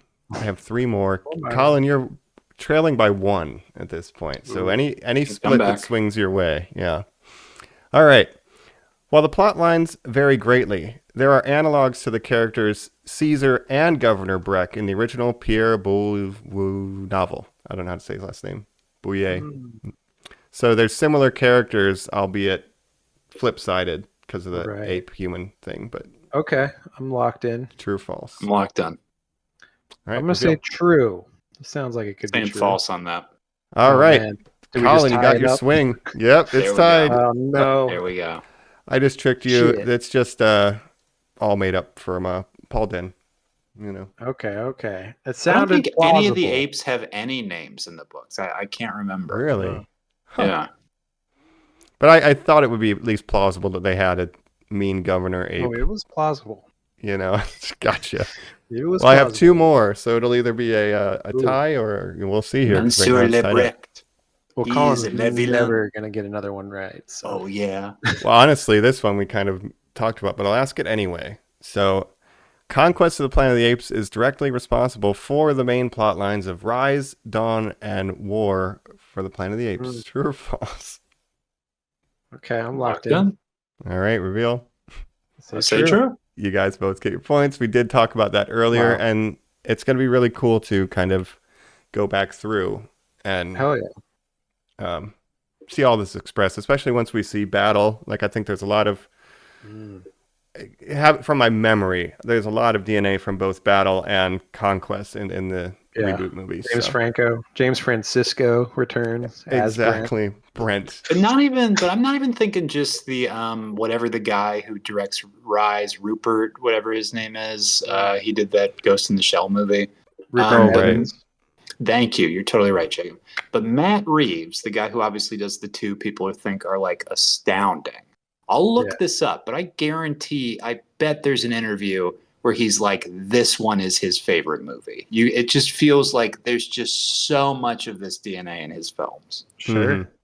It's all about Caesar leading the apes against the humans, right? Yeah. The evil humans. Right. Caesar. That was my last question because I copy and pasted two. I had the Borneo chimpanzees. So now we're tied. I'm trying to see if if I can sneak one more in there, but right now it's tied.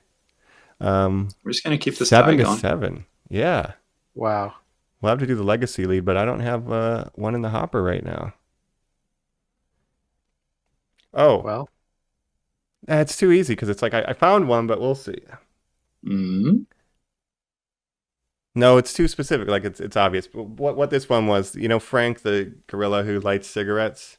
It's the same actor who played Julius, the jailer. Oh, I would have believed that. Sure. Yeah, it's like it's so specific. Like anything I find here is obviously going to be. Well, I almost wonder if that's Roddy's work. If he's like, well, I'm the good chimp guy, but Jim, he's the good gorilla guy. We got to bring him back. That seems very specific and cool. Yeah. But and you said there was a TV show that Roddy McDowall was in. He does, yeah. I've never seen any of that. I've never watched a frame of it. It's kind of like a week to week, like the Incredible Hulk, where they just keep going on an adventure to find new bits of civilization. So interesting. There's Forbidden Zone fun. Goofing, yeah. I might entertain that as a second screen. I don't think we'll cover it here, but no, that wouldn't be a good bonus episode, especially when we're instead gonna obviously be doing Congo. Congo, right, and then we'll start the King King Kong. Dunstan checks in. What did I pitch? Was that the Charlize Theron movie with Mighty Joe Young? Mighty Joe Young. What was the connection? It's like the same body actor or something. I don't know. Well, it's like a guy in a gorilla suit. Yeah, that's so crazy. I love that movie when I was a kid. Yeah. Oh my gosh. Yeah, King Kong, obviously, and I'll tell you, I've been thinking a lot about Peter Jackson's King Kong recently. I know that we keep saying it, but I've been thinking about it a lot lately. That game is really underrated too. Hey, get this. Mighty Joe Young was produced by not only Disney, but RKO, who was the original production company behind the original King Kong. Yeah. All the way back in the day with Fay Wray. Bill Paxton, I think, and Charlize Theron. A little Twister connection there, where hey, Dorothy. It's also got the Jacobson Company. There we go, Jacob. There we go. There you go. But that's the quiz. Another tie. You guys are very smart when it comes to ape trivia. Ape incredible quiz ape, quest. But I'm gonna do it every time. Yeah. But I guess for now we can shuttle over to final thoughts. Let's get this revolution kick-started. Overthrow our oppressors. That's right. Ape shall not kill ape. Just wait till a month from now. When the laws get laid, baby. Oh, no. Hell yeah. The laws get given. We're back here on Normies Like Us, where we're wrapping up our fourth ape-tastic entry into that one-of-a-kind world of Planet of the Apes. We're talking Conquest for the Planet of the Apes. If I'm ranking the titles again, I don't love it. I wonder if Revolution was too political and that's why they stayed away from it. But I just don't exactly in my mind picture what is the conquest that is occurring in this film. Yeah, it's not a conquest. It's uprising makes sense. Uprising. If he was like the ape Hannibal, on the back of an elephant, the late great March. Yes. If he was Aegon the Conqueror. No, that would have been sick. He gets a freaking elephant from the zoo. Ape on the Conqueror. Right. Ape on the Conqueror. Yeah, he really Dracarys First that of his whole name, century Caesar, city. King of the Andals. I love that. Mhm. Yeah. Oh He man, bonds with his elephant. Yeah. This Oh one my feels very goodness. Game of Thronesy. There's so much more intrigue and sort of like subtle work at play with the performances that Caesar's doing. I love that we're heading that way. I love just these. I love existing in these worlds where I think of these names and I go like, yes, Aegon or Caesar. Like they just, Mhm. I don't know. Yeah. They feel weighty. They carry respect in my mind. That's why I like these Yeah. franchises. Mhm. Well, Caesar's a great character, and again, the new Caesar and Koba in the new ones are just such Yeah. good characters to me. They're such great foils. They're like Shakespearean. It's like, The new Caesar is such a good character that I can cry at his funeral in a film he's yeah, not even in.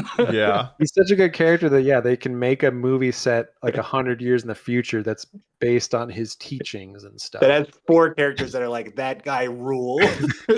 Yeah, Right. Oh man, there's a yeah. Well, I won't talk about that specifically, but I really like this one. I think if I'm going to do a quick ranking of these four, it's like the first one, then Conquest, Escape, and Beneath. But there's yeah, days when I think I would rather watch this than the original. Like it's so different and it's doing its Wow. own thing, and I really just love the Roddy McDowall show. Like Caesar is my favorite performance of his in any of these movies. I love Yeah. this one. yeah.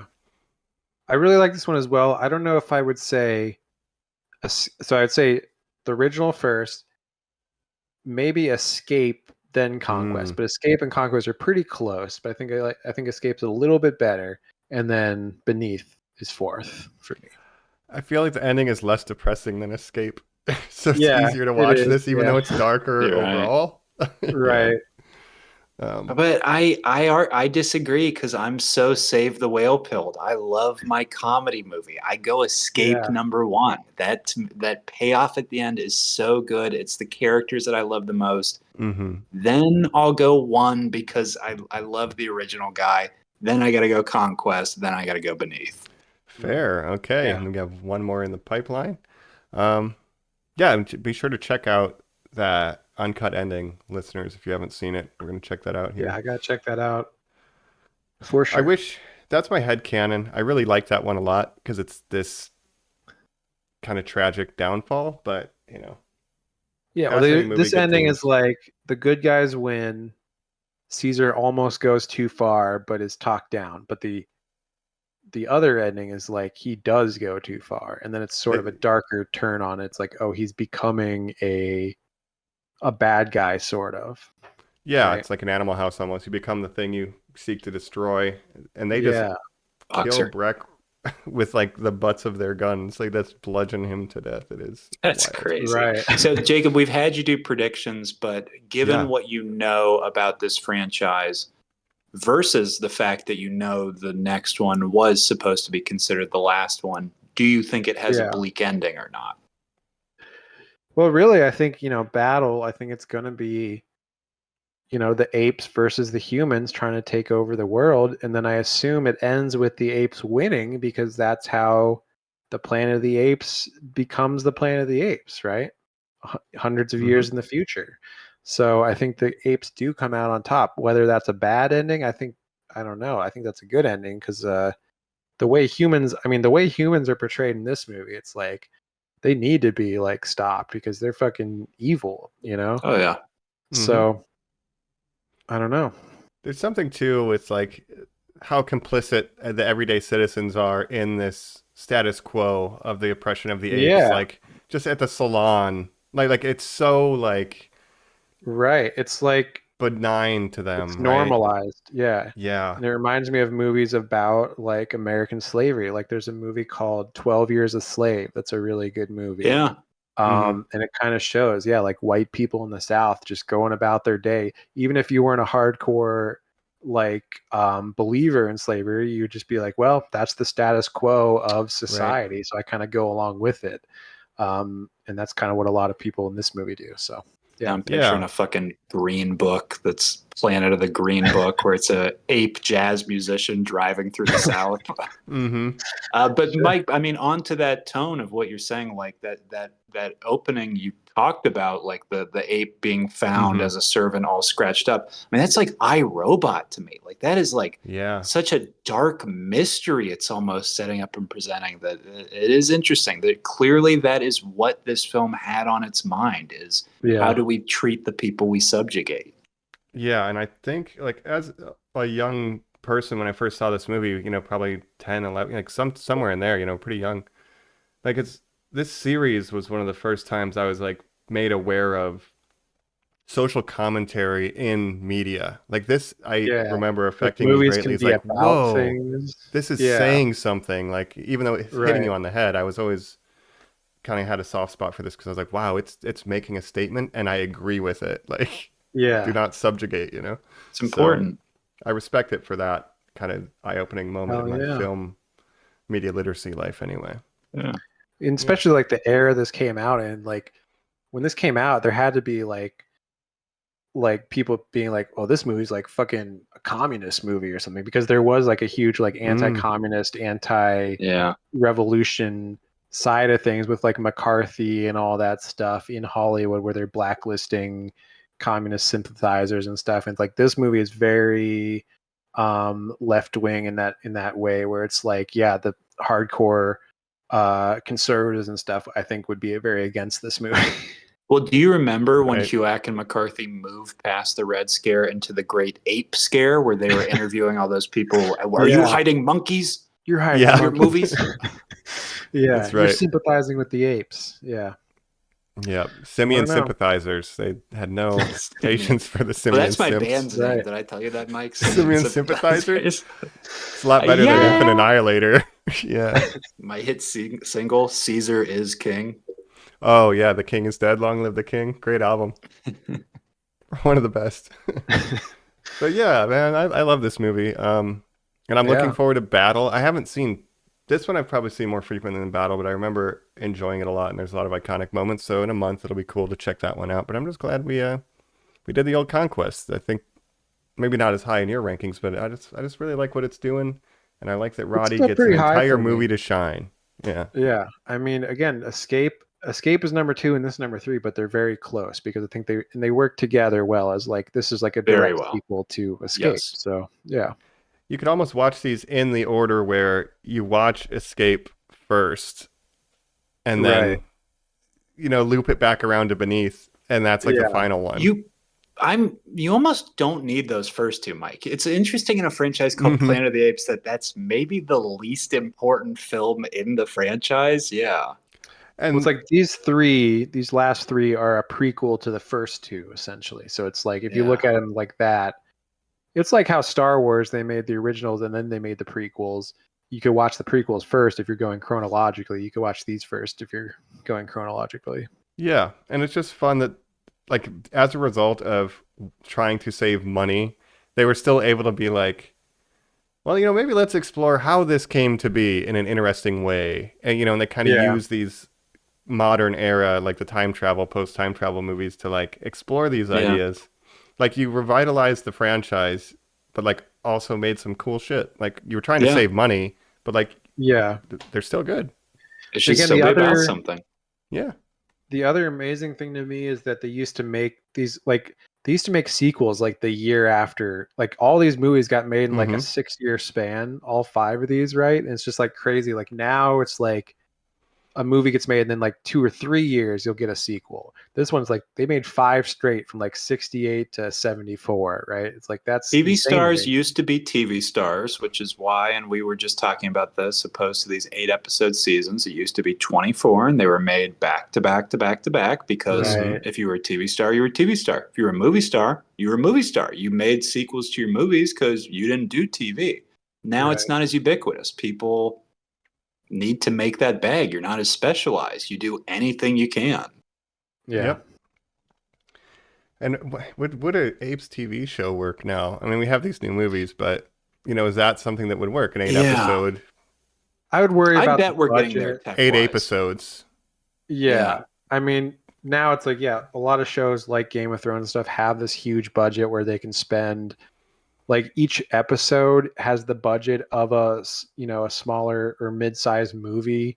Yeah. Like, you kind of need that with all the technology that would go into portraying the apes as they do in the new movies. You would need a lot of money for the effects. So if you're doing like an 8-episode series every 2 years, that would kind of be the model, which is kind of the model now for these prestige shows. That I wonder if that's been discussed. I bet it has, Mike. Yeah, right. Yeah. I mean, they tried it once, which I will have to check that out. But yeah. Well, with how again, these movies, Kingdom of the Planet of the Apes came out. It was a hit. People went. Yeah, what's its gate right now? And I want to it's see. transferred over to digital, obviously. So hopefully, people are buying it too. So people want more apes. You'd think they would do a spin-off. I mean, they're making this Dune spin-off on HBO. So it's like pretty cool. Yeah. We don't want That's Rings crazy. of Power. We don't want the Dune spin-off. Right. We want apes, you know? We want apes. But I mean, I get maybe they're just saving that for movies because obviously I think they're going to make Spectacle. 2 or 3 more of these movies in the current timeline of Kingdom, where they're like, yeah, At we're going to keep least, expanding on these characters probably. Yeah, now it's at it. They got to do at least 2 more. Like, they have to have their own trilogy. So, Yeah. how much did this thing make? I'm looking at the most recent Kingdom real quick. It's got to be Noah. one of the top movies. I mean, it's not Inside Out 2 or whatever. But No. God, #1 animated movie. How the fuck did that happen? Well, that's I don't simple. know. Families want to go in the air conditioning families, for but 3 hours in the summer. Like, it's a Pixar sequel that entertain my take your kids. to and be like, And yeah, you're always buying 3 or 4 tickets. It makes sense that those. Yeah, those you're work. right. right. Yeah. It's almost 400 million worldwide. Yeah. Okay. So, It did better than Furiosa, obviously. Unfortunately. I mean, yeah. Deadpool is about to truly make $1 billion. Oh, so, God. Okay. Oh, God. That is what's Speaking coming of, up for what are us. we talking about next week? Yeah. Oh, Yeah. what a great segue. Did you Jacob, just break we're the fourth actually wall? talking about. Yeah, why don't you say shit and fuck and a bunch of cool, edgy stuff for us real Hey, quick and tell us, Nike Jacob. wouldn't allow it, am I right? I'm Ryan Reynolds, by the way. Mint These will Mobile. let me talk about pegging. Yeah, dude. Edgy. We'll see. I mean, I've expressed my skepticism about this movie. A lot of people are psyched about it. We'll see how it goes. We're Yeah, gonna talk one of about your that next hosts, week. bitch. I'm fucking stoked. You're excited about it? I guess. Yes. I'm in the middle. We'll see. I'm cautiously Okay. optimistic. You know, but- MCU Okay. fatigue. I don't really care about Deadpool, even though I like Deadpool 1 and 2. Okay, I thought they were fine. I'm not seeing the vision of like, okay, yeah, we're putting Hugh Jackman in the suit. Great. I saw him in the trailer. Mhm. Who cares? I guess a lot of people do. I do. Here's my vision. Wolverine's in this movie. I'll be seeing this movie. Just for Hugh Jackman's sake, he's given us a lot. Hugh Jackman. Absolutely. Snake. But again, Logan was such a good sign off for that character. It feels a little cheap to bring him back. I know they're doing something with multiverses where it's like your universe was destroyed. You're going to come over into this MCU. Well, and to universe. fully jump the ship, or shark to make it now, it's not enough that the Marvel stuff has to cross over with the Fox stuff, but to bring Jackie Lawn into it, to cross over with Star I was going to Wars, say, that's- yeah, we might that's get Jackie. ridiculous. That's Jackie so Lawn. silly. To bring a Zero's a fan Disney favorite princess character, now. Jackie Lawn. Because he's our Fox, Yeah. right? We love Hello, Jackie Lawn. Wolverine. It's me, That's Jedi right. Jackie Lawn. Oh, We Nice. love our Jackie Lawn. Yep, rest in peace. But we'll see how it goes. We'll talk about it next week. You going to get the I popcorn love the bucket? idea that people who have seen The Acolyte are like, what are they talking about? They don't know who Jackie Lawn is. The character Your was Jackie registered with Lawn. nobody except you two. Fair. Everybody loves Jackie. And Lawn. I think Adam. all the acolyte heads out here are saying, Uh-huh. "We want Jackie. We Jord want Horde. Jackie." The I'm all Jackie about Collective. it. Collective, the Yord Horde. Jord Fandar, as you The know it, that's Jackie his name, Collective, I Colin. love it. Yeah, those shows ended. Do we want to give our impression? Not or on should we this. Save that for Not a on future this. No, We'll get- not yet. We'll We're from a we're- Wetcha. We'll hit it. Yeah, we're doing a Right. What You Soon, Normies. So get ready next week. Deadpool Wolverine. It's a new release. Watch it in time. We'll be talking spoilers there. Mhm. And obviously, we're going to keep talking apes. So get ready. Next your month, claws we'll out. continue with our 5th. That's Yeah. right. Yeah, and Yeah. give us good reviews and stuff. Banana. Please hit us up. Dude. at Check us out on YouTube. Normies_like_us. Rate, review, subscribe. Leave us those reviews like we're saying. Check us out on YouTube. watch our little ape videos. We this will be our 4th one when it eventually goes up. So, subscribe, leave comments, say, hey, this is my order of how they go. These are my favorites. I love the Tim Burton one. I'm excited for you guys to talk about it.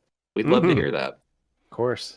I only regret I didn't wear a jumpsuit because this was jumpsuit worthy. It's just too hot in Los Angeles, but there's a lot of jumpsuits in this movie. I should have busted it out. Orange or a green jumpsuit. I've seen you commit to being Butcher and wearing like a full duster in the middle of a heat wave. So I don't know. I don't buy that excuse. You're right. I'm sorry. I owe you the viewers a jumpsuit next time. I'm sorry. That's right. And I will be wearing gorilla face paint next week. So get ready for. I will be wearing a full Deadpool suit with the mask, which I will keep on the entire episode. So all right. Yeah, you're gonna burn your face horribly. So yeah, you don't want to see what I look like under this mask. Fair.